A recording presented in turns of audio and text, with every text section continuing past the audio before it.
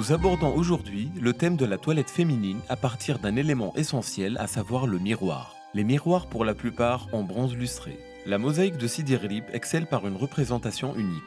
Il s'agit de la fin de la toilette et la servante présente un grand miroir à la maîtresse de maison afin de vérifier les derniers détails.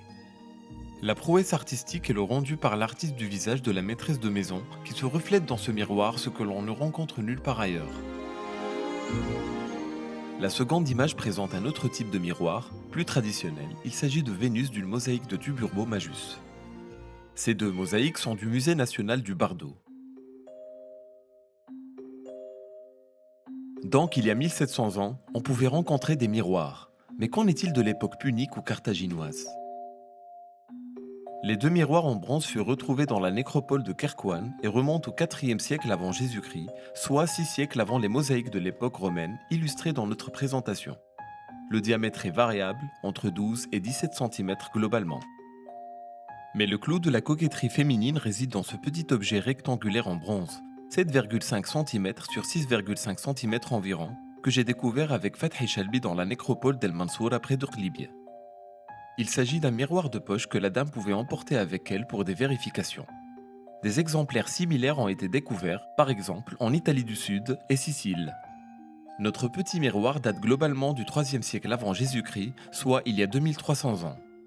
La question de la beauté féminine, mesdames, dans ce pays est éternelle, et vous l'illustrez tellement bien. Femme, je vous aime, chante Julien Clerc. La dame de la mosaïque de Sidi Ghirib devait être de haute naissance. Elle est assise droite sur un fauteuil dont le dossier est relié au siège par une chaîne en bronze. Le bois semble être recouvert de nacre vu sa couleur opaline, tandis que le rouge que l'on aperçoit sur le côté du siège donne l'impression d'une texture rembourrée. En cuir peut-être. La dame est chaudement vêtue d'une toge qui semble épaisse, à manches longues passant sous une série de bracelets qui recouvrent ses poignets. Le miroir dans lequel se reflète son visage a la jolie forme d'une feuille festonnée sur les bords. Il est lourd car la servante le tient à deux mains, certes, le bronze est un métal de poids, et celui-ci est poli pour lui donner une brillance réflectrice. Se regarder, s'admirer. Dans la mythologie grecque, Narcisse se penchant sur une rivière se vit dans le reflet de l'onde et tomba amoureux de lui-même.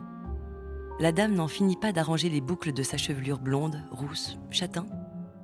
Peut-être a-t-elle teint ses cheveux au henné pour avoir ces tons au burn que le mosaïste a soulignés de brun foncé.